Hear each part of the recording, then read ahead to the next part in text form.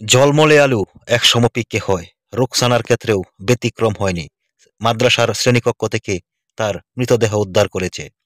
এখন আমার সম্মুখে বসা আছেন তার বাবা, তার সাথে কথা বলবো। আসসালামু আলাইকুম। ওয়ালাইকুম জানি আপনার মানসিক অবস্থা ভালো না, তারপরও বলবো আপনি কেমন আছেন। আলহামদুলিল্লাহ, আল্লাহ ভালোই রাখছে। আল্লাহ ভালোই রাখছে। আপনার মেয়েকে যেভাবে শ্রেণীকক্ষে নৃশংসভাবে হত্যা করা হয়েছে, সেই দিন মূলত আসলে কখন বাড়ি থেকে বের হয়েছিল, কি হয়েছিল, যদি সেই খুনের ঘটনাটা একটু সুন্দর করে দর্শকদের উদ্দেশ্যে বর্ণনা দিতেন। এই বিষয়ে স্যার আমি জানার মধ্যে মেয়ে স্কুলে মাদ্রাসায় যায়, মাদ্রাসায় পড়ে। তারপর মেয়ে তো খুব শিক্ষিত, মানে এই আর 2-3 আর 5-6 মাস পড়লে বাংলাদেশ পড়া শেষ হইতো। তা আমার মেয়েটা এই যে আবার ওই যে নবীনগর যায় যে প্রশাসনে ই করছে, চাকরি যে এই শিক্ষা দিছে, তার ওই যে এই ডকুমেন্টটা। তো ওর উদ্দেশ্য একমাত্র উদ্দেশ্য, মনের উদ্দেশ্য আমি সরকারি চাকরি নেব। ওর সরকারি চাকরি নিয়ে একটা ইচ্ছে ছিল মনে ইচ্ছা, মানে ওর জায়গায় অ্যাপ্লাইও দিছে। তারপরে স্যার হেন থেকে আসলো, ওর যে কম্পিউটার শিখাইবো, ওর কম্পিউটার শিখলো, অনুযায়ী শিখলো, বাড়ি শিখছে কম্পিউটার চালানো। তো খুব আর কি আসলো আর কি, ক্ষমতা আসলো। এখন ওই মাদ্রাসায় চাকরি নিল, চাকরি করবো, বাড়ি কাটি করবো, এই হলো ইচ্ছে ছিল। তা স্যার এখন ও বাড়ি থেকে যায় মাদ্রাসায়, মাদ্রাসাতে বাড়ি ফিরে এই আমরা আর কি ইটি করি, মানে ও শিক্ষা করি, মানে ওর ওর যে কাম ওই কাম করে, আমরা তো ওর এমনি তেমন একটা কাজ করাই নাই। তাই এইভাবেই যায়। তো যেদিন বাড়িতে গেল 8টা 7:30 সময় বাড়িতে যায় আর কি, যায়। আর আমরা এই বন্ধু ই করি না, মানে ওই প্রতিদিন 1:30 2টা 3টার দিকে বাড়ি ফিরে। বাড়ি ফিরার পর আমরা তো গুরুত্ব করি না, মানে ডেলি যায়। মানে প্রতিদিনের মতো আজকেও বেরিয়ে গিয়েছিল আর কি। কিন্তু কলেজে যায়, তারপর ওই যে জায়গায় জায়গায় ওর তো চিনা পড়েছে সব জায়গায়, মানে যে ইটি করছে, নবীনগর যে ট্রেনিং দিছে। তো ওর খুবই আর কি আমরা তো গুরুত্ব করিনি। তো ওই দিনকে আসে না, ওই দিন আসে না।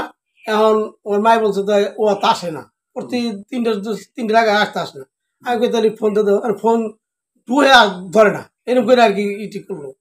তাই এইভাবে সূর্য যাইতেছে।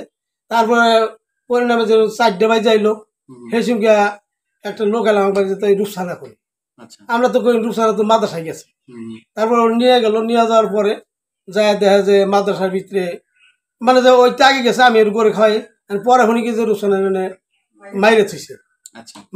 তো আমি যাওয়ার আগেই এই সাংবাদিক, তারপর যে বিডি, আর্মি, পুলিশ সব তার আগে আইসে আমার আগে আইসা তারা হয়তো, আমার তো দেখে জ্ঞান নাই আমি করছি কি, আমি করছি কি। আমি এই যে এত কষ্ট করে রিক্সা মিক্সা চালাই আমার মেয়ের, আমি এত দূর পড়ালেখা করাইলাম, আমি করলাম কি, ওইলো কি, আমি আমার কোনো জ্ঞানগম্য কিছু ছিল না।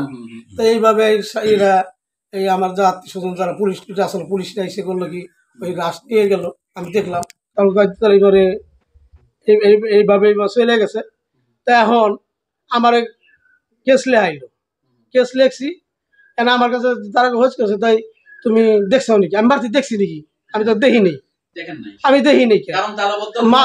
মাদ্রাসার ভিতরে তালা মাইরা ব্যানার দে ডাইয়ে থুই গেছে, ব্যানার দে ডাইয়ে, তার উপরে টিবল দিছে ব্যানার দিয়ে, তারপর ডাকছে শীতল পাটি, ওই মাদ্রাসারি ব্যানার।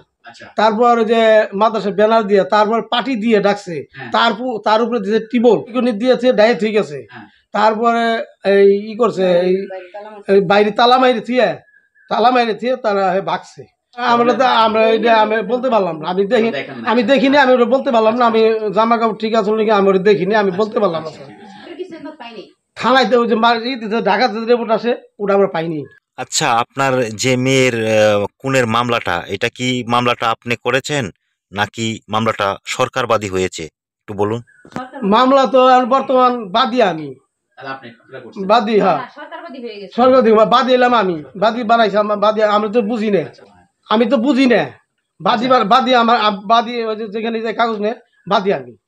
আচ্ছা, বাদী হয়ে মামলা করেছেন, কিন্তু কার নামে মামলা করেছেন আপনি তো কাউকে চিনতে পারেননি, কিভাবে? মাদ্রাসার মানে মারা গেছে ওইভাবে। আচ্ছা, মামলাটা কি আপনি করেছেন নাকি সরকারবাদী হয়েছে মামলাটা, এই বিষয়টা একটু বলেন।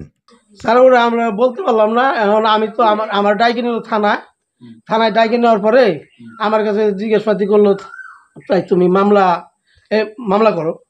তাই তো অবশ্যই করতে হ্যাঁ, হবে, মামলা ওইভাবেই করলো। তো ওইভাবে আর কি মামলা সরকারই বাদী বানাইছে আমারে, কিন্তু সরকারই চালাইতেছে। আচ্ছা, ঠিক আছে, কিন্তু এখন এই মামলাটার বর্তমানের কি অবস্থা আপনি কিছু জানেন কিনা একটু যদি বলতেন আর কি। মামলা।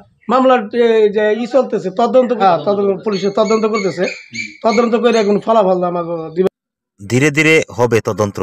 আর মাত্র জুনের 2 তারিখে আপনার মেয়ে খুন হয়েছে, মাত্র 1 মাস হয়েছে, তো কোনো অসুবিধা নেই। আমরা দোয়া করি আপনি মামলাটার সঠিক বিচার পান। আর ঊর্ধ্বতম কর্মকর্তাদের কাছে আপনার কি চাওয়ার আছে এই খুনের বিষয়? ও আমি আমার কথা আমি বিচার চাই, আমি বিচার চাই, যা বিচার আসে ওই বিচারটা চাই, বিচার আমি আর কোন চাই না, ওই প্রধানমন্ত্রীর কাছে আমি বিচারটা চাই। তো স্যার আমি বিচার চাই, যা বিচার আইনি আসছে যে আমি এত কষ্ট করে মেয়ে পালছি, ডাঙ্গর করছি, আমি মেয়েটা মারছে, তো আমার আমি এত পয়সা পাতি এত খরচাপাতি করে বানাইছি, তাই আজকে আমি কি করুম? আমার মেয়েটা আমি শিক্ষা করছি, পড়াইছি, শিক্ষিত করছি। আমার মেয়েটার এরকম মাথা আছিল, ও কোনো সময় বিরাম না, ও মার জায়গায় জায়গায় প্রাইভেট পড়াইতো, 2000-3000 একটা পুলান প্রাইভেট পড়াইতো, এই স্কুলে পড়াইতো, ওই বাড়ি যাওয়া পড়াইতো, বাড়িও পড়তো। একটা কথা যে ওর যে খরচটা, আমি তো খরচ তেমন দিতে পারতাম না, ওর পড়ার খরচ হইতে নিজেই এইভাবে প্রাইভেট পড়াইয়া ও এরকম করে আর কি তো, আর প্রাইভেট পড়াইতো, এইভাবে চলতো। আমার হে মেয়েটার মাইরে ফেলাইছে আমাকে, আমি আর তো আমার কোনো আশা বরদাস কিছু নাই। তো এখন আমি সরকার কাছে এইটুকু আবেদন, আমি ওর ধরে ওর ফাঁসি দিব, ওর ফাঁসি দিলে আমি আমার বিচার দাম পেয়ে গেলাম। ভিউয়ার্স, আপনারা জানেন যে উনি অনেক কিছু গুছিয়ে বলতে পারছে না। যার গেছে সেই বুঝে বিচ্ছেদের কি যন্ত্রণা। তার একমাত্র মেয়েটিকে হারিয়ে তিনি সর্বশান্ত। তিনি মূলত এইটি বোঝাতে চেয়েছেন যে আমি রিক্সা চালিয়ে পরিশ্রম করে, অগাধ পরিশ্রম করে আমার এই মেয়েটাকে মানুষ করেছিলাম। মেয়েটা মূলত অনার্সের শেষ বর্ষের ছাত্রী ছিল এবং একটা মাদ্রাসায় শিক্ষকতা করেছেন। সেই সাথে তার লাশ পাওয়া গেছে মাদ্রাসার এই শ্রেণীকক্ষে। কিন্তু দুঃখের বিষয় যে কে বা কাহারা তাকে হত্যা করেছে সেটিও ওনারা জানে না। তিনি প্রতিদিনের মতোই স্কুলে, মাদ্রাসায়, কলেজ যাওয়া আসা করত, কিন্তু এই দিন যে গেল সে আর ফিরে আসলো না, এসেছে লাশ হয়ে। বেদনার ইতিহাস হয়ে গেল এক মর্মান্তিক ঘটনা, যেটা আপনাকে তাড়িত করবে।